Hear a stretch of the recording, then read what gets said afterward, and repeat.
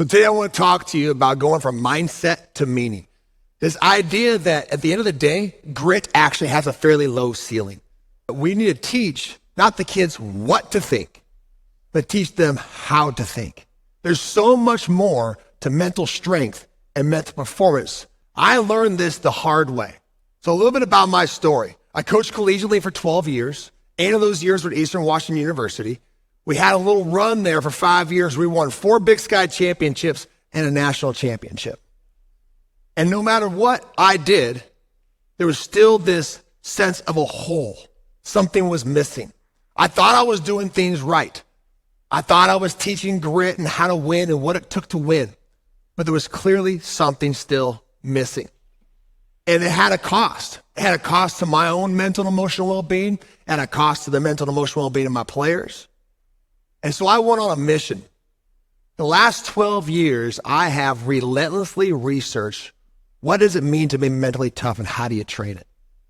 To understand mental and emotional well-being and performance and how those two things interconnect. I've trained with everything from former Navy SEALs to hiring neuroscience specialists to try to figure it out. And what I realized, what I came to the conclusion was, I need to be more curious about what I don't know than what I think I do know. And that's what I'm going to encourage you guys today. And even within every single day of this profession that we're doing as coaching is that, what is it that I'm missing? What is it I don't know? How many people have had conversations like this? I had 3 just last week with parents and coaches where the conversation turned out, or at some point, or started with kids these days. Kids these days. And you're thinking in your head by just reading that kids these days, you might be thinking entitled, even maybe lazy or unmotivated, weak or soft. They don't build them like they used to. Reality is this is what's happening. I'm not going to read through this whole thing. I am going to highlight the last number. 88% of students believe there's a mental health crisis on college campuses. I did my own study in a college locker room. Out of the college graduates from that locker room, 80% of them raised their hand and said, I needed more mental and emotional well-being and support. Just use our imagination for a moment. If we were a staff, all youth coaches, and this was halftime, we're coming in at halftime, we got to assess how we're doing, we got to look to make adjustments so we can go out and take action and win, right? That's what halftime's all about. In my personal opinion, looking at these numbers, we're getting our butts kicked. Doesn't mean the game's over. It means that there's something that's missing. It means that what we're currently doing in some way, shape, or form is incomplete. So we have to take a look at that. We got to look ourselves in the mirror. We know these kids are facing unprecedented times. The age of information.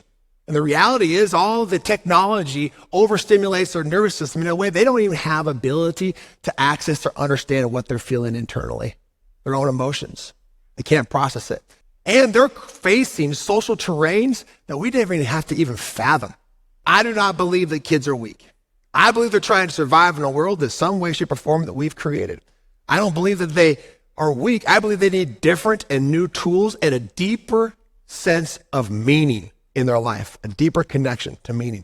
I believe that what's staring us in the face is opportunity. In any challenge or adversity, there's just as much opportunity in it. And I can tell you story after story about when other people are worried or feeding fear, and I look for opportunity, and it presents itself every single time what you focus on.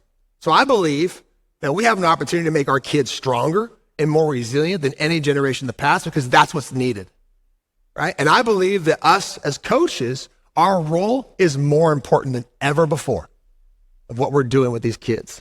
So my question to you is, how do you know that your kids are okay? I'm a father. I have a 10 and 11-year-old. I don't know whether or not they're okay. I can assess them. I can ask them questions. I can stay plugged into their life. The reality is we're not going to know. I can give an assessment of sort, and they're going to rank of a 1 to 5 of their mental and emotional well-being, of how they handle stress, but they're going to answer those assessments with however they think that you want to hear, especially if they think it somehow is going to come back on their playing time, because they're not going to want to seem weak. So if we're not going to know, the question becomes, what is your system? How do you support them mentally and emotionally? What system do you have in place to make sure that you can duplicate that system for every individual and year after year and that they can replicate that in their own life, not just in sport, but in relationships and in career and beyond. Do you have a system in place to know that when your head hits the pillow at night, that you can sleep easily because you know you're doing everything in your power to make sure you're supporting them mentally and emotionally? Mental and emotional well-being and performance are completely 100% interwoven into one. The better somebody is doing mentally and emotionally, the more that they are okay inside, right? The better the performance is going to be. Question for you. What do you think is the number one factor of highly effective teams? So research done by Google. Trust. Leadership. Someone would say maybe communication, clear goals. The reality is the answer came back, psychological safety. Psychological safety is the number one factor of highly effective teams. What does that mean? It's an environment where individuals feel safe to take risks. They feel safe to contribute, to engage. And that learning and performance are increased when an individual feels psychologically safe. They're not going to be rejected. They're not going to be embarrassed by their peers or their team. Because of this age of information, because of their nervous systems being overstimulated, because they're facing these unprecedented times, their natural inclination is actually take their attention further outside of themselves for their sense of approval, for their sense of accomplishment or acknowledgement. That they wrap their sense of worth more in the roles they're playing in the sport than ever before. So one of the answers that I hear sometimes when we talk about kids these days is they don't know how to fail. We tell them, fail forward fast. You have to fail to succeed. And the reality is that failure is a complete illusion and it's a complete perception of your mind. There's no place in nature where failure exists. There's no place in neuroscience where failure actually exists. It only exists in your experience because you decided that's what meaning you placed on it. So this is the habinula. The role of the habinula, it's a part of our brain, it's a subcortical part of the brain. And it is a survivable mechanism part of the brain. It scans for failure. So in a lot of ways, this is really good. It keeps you from touching the hot stove again, from crossing the road of traffic, from even potentially going into circles that don't serve you. Because of the unprecedented times, the habinula is overactive. It works as like a kill switch. I want you to think as a performer that every single one of you is like a race car. And if you think you've failed too much, if the habinula is overactive, it's like having the gas pedal down and you don't know it, but the e-brake is on. And you can't figure out why things aren't working the way you want them to. So a lot of kids who you might think are lazy or unmotivated, it's not a personality trait. It's potentially this part of the brain that's overactive. It comes down to just understanding the human experience to a deeper degree. So let's talk about growth mindset. And let's talk about performance mindset versus learning mindset. And we talked about, Jake just mentioned Carol Dweck and her book on growth mindset and talked about fixed versus growth mindset. Performance mindset is in performance cultures. If you're in athletics, we are in performance culture. I run a business, performance oriented.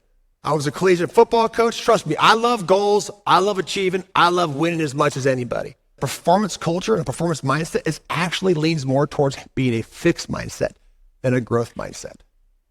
We have to be aware. I'm not saying it's wrong. I'm saying it's incomplete. Performance mindset is concerned more with proving one's own abilities. This idea that you have to prove yourself is actually wrapped up in a sense of insecurity or self-doubt. But learning mindset is centered on growth, improvement, and learning from experiences. And research suggests that cultivating a learning mindset can lead to more resilience, perseverance, and greater achievement. So let's take a look at this a bit deeper. Performance mindset is about the short term. It's about extrinsic goals, extrinsic motivation. All right, it's really good for a season or for a moment. But if we are too oriented to the external world, to extrinsic motivation, to performance, it can reduce the value we place on effort, practice, and hard work, and can be shown to increase in performance anxiety and fear of failure. Which is one of the number one things I hear all the time, is that they've lost joy for the sport, they have performance anxiety, they can't get out of their head. Performance mindset is not how we want these kids to experience their life for the rest of their life. It's good for moments, it's good for seasons. Learning mindset is more about long-term success. It's about the intrinsic. It's about intrinsic rewards and satisfactions. And here's the interesting piece when it comes to neuroscience. Like I told you, I hired a neuroscience specialist for 2 years to go through every little piece of content that I talk about. The extrinsic motivators and intrinsic motivators, they don't intersect in the brain. So you have to intentionally access the intrinsic motivation, as well as, because their brains aren't fully formed, they don't even have access to intrinsic motivation like you do past 25 years and above. Right? If we prime ourselves to always be putting our sense of worth and identity in everything external, in the achievements, in the roles, in the accomplishments, in the wins, they will be left with a hole. I experienced it myself. No amount of rings on my finger ever filled that existential hole within me. So we're talking about neutralizing failure. To neutralize all perceptions of failure is the biggest opportunity to promote mental and emotional well-being and performance. All right, what I already said, those two things are completely interconnected. We do this through the 3 Ps. The 3 Ps of performance process: preparation, presence, and post-reflection. Preparation, we know the separations in preparation. I'm going to talk just real briefly. I'm going to scratch the surface in this performance process today. Okay? But it's about developing the mental and emotional skills to prepare for, handle, and learn from adversity. So I want to talk about framing and reframing. Framing is actually deciding the meaning you're going to place on a circumstance before you go into an event. If you know what you're going to make it mean when you're down by 14, and you're going to respond to that experience differently. I believe that any moment of adversity, any circumstance, any challenge in life can be used to strengthen your self-concept if you so decide, if you have the attitude to place on that, the meaning you want to place on it. And when you change the meaning you place on events, you automatically change how you respond. I want you to think about that. We always talk about how we want kids to respond, but how they respond will be dependent upon the meaning they're placing on things. And I've heard people tell me that they think reframing is some excuse, like, oh, well, if you're not winning, you're not winning. Reframing is taking full responsibility for your life.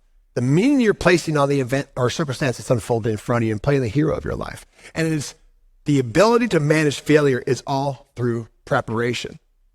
So we talk about what I call the hero's triad or the preparation triad. This is one of the things that we focus mainly on going into performance or competitive environments. Your breath and your posture, what you can control. Your spoken word, what you speak to yourself, what you speak to your teams. Words are like spells. And your attitude. Jake mentioned about how making sure we're able to fully define words like discipline. How do we define attitude? Is what we're focusing on and what we're deciding to believe about what we're focusing on. The meaning I'm placing on the event that's unfolding in front of me, my overall attitude. This is one of my main mentors I've studied as much as anybody. Viktor Frankl understands the human experience and attitude better than anybody in the world. Survivor of 3 concentration camps, understands attitude. And he talks about the last of one's freedom is to choose one's attitude in any given circumstance. If it's the last thing that can be stripped away from us, I believe it's the very first thing that we should be teaching is one's attitude. Maybe you've heard this in performance circles, right? Event plus response equals outcome. Event plus response equal outcomes. But the reality is meaning creates your response. And perspective is everything.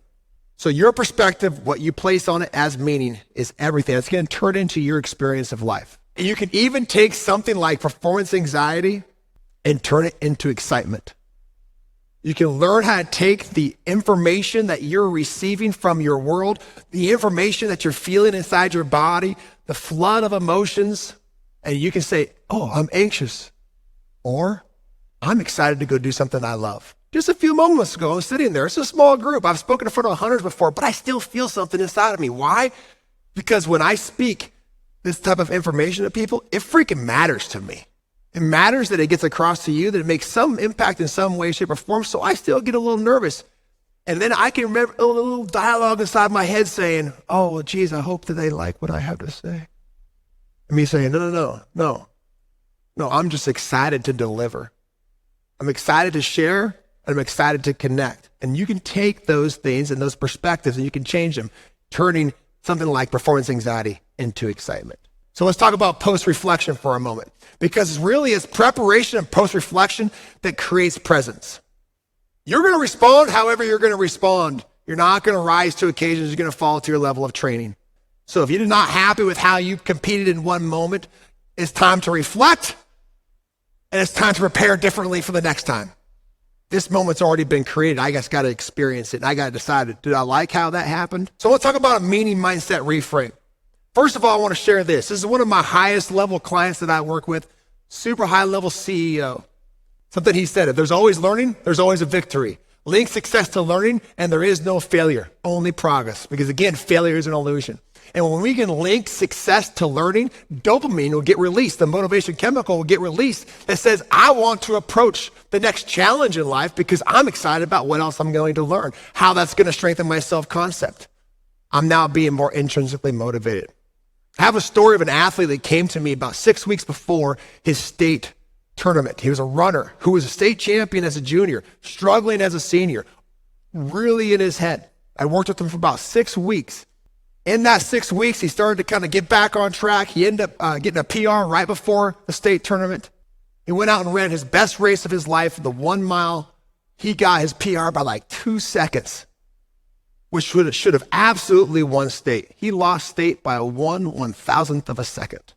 Can you even imagine that? That's like the Rocky story. That's like, Rocky beating Apollo Creed. 1/1000th of a second. He came to me. We had a meeting set up because he had another race in 48 hours. Got on the phone call, frustrated, a little bit depleted. But within 15 minutes, because of the frame and the reframing component that I taught him, he was able to realize it's not about winning or losing. It's about, I love to run. I love the process I go through to prepare to compete. I absolutely cannot wait to go do it again and refine my own process. 48 hours later, which it very easily could have been something that he struggled with, he turned around and again had like a 5-second PR in the 2 mile. So he was able to answer back after losing by 1/1000th of a second because the meaning he placed on it means that he was going to go back and he was going to refine his process and do even better. He again excelled even further than he ever had before, another PR, and finished in that race further above where he anticipated. And after talking to him, now he's excelling. He is loving just the process of what it takes to prepare to compete. And it had nothing to do with whether or not he won or lost. It's a complete reframe. Because here's the thing, when you place intentional meaning on something, it leads to a greater purpose. We tell people that you need to have purpose in your life. How do we get to it? It's about deciding what I'm going to place as meaning on each moment in my life as it's unfolding in front of me that's going to lead me to my greater sense of purpose. And purpose is the highest vantage point for a team culture and goal achievement. And it creates the greatest sense of psychological safety. When we talk about the basic human needs, we all have basic human needs. When we pursue meaning, it's at the top of the hierarchy. You think about Maslow's hierarchy of needs. When there's meaning and purpose in my life, it creates the greatest sense of psychological safety. When I know where I fit amongst my peers, when I know my role that I'm here to play and how I contribute to the greater good, it creates the greatest sense of psychological safety. So it makes me think, are we teaching these individuals how to place a meaning on that leads to that purpose? Are we teaching them what their role is and how to fulfill that role? And are we doing that for ourselves? Because this creates, I believe, we talk about competing. I talk about the will to compete is the will for meaning. Proving yourself is for survival. A lot of people compete to prove themselves. Then there's a level of connection or camaraderie. That's why people play sports. They love the team atmosphere. There might even be a little sense of self or this idea of health and well-being because it creates their ability to be more confident. But when they're pursuing meaning and purpose in life, it trumps everything. And it creates this will to compete that is absolutely relentless. So what is the highest goal? Is it to win or is it to optimize well-being and performance? Again, those two things are interwoven into one. The same skills, the same tools that get somebody potentially out of a place of struggling into a place of being good with themselves or okay are the same skills, the same tools that are being taught to produce high-performing individuals. We don't need to eliminate our usual performance mindset process. We need to add intrinsic motivators and lessons learned. We need to go from mindset to meaning. Teaching these kids not what to think, but how to think. Because learning to overcome fear is much more important than winning. I really thank you for this opportunity to talk to you guys today. I hope that this resonated in one shape or form, and I hope that we take a moment to assess our own systems in place of how we are supporting our young athletes mentally and emotionally, and we make some form of an adjustment. The only way to make sure you do not fail, no matter what, is to constantly be assessing yourself and making adjustments, to constantly be iterating. And we want to reduce that flare-up of the habinula. The answer is to no matter what, never think you failed, is to always keep going. Whether it be life, sports, or business, all I know, especially in the business world, and it's constantly iterating, constantly making adjustments, constantly learning lessons along the way. That creates a better environment for my employees to thrive. It creates a better environment for them to grow, and it creates the outcome that I actually want because of the meaning that we place on things. And that's 100% within your control. Thank you for your time.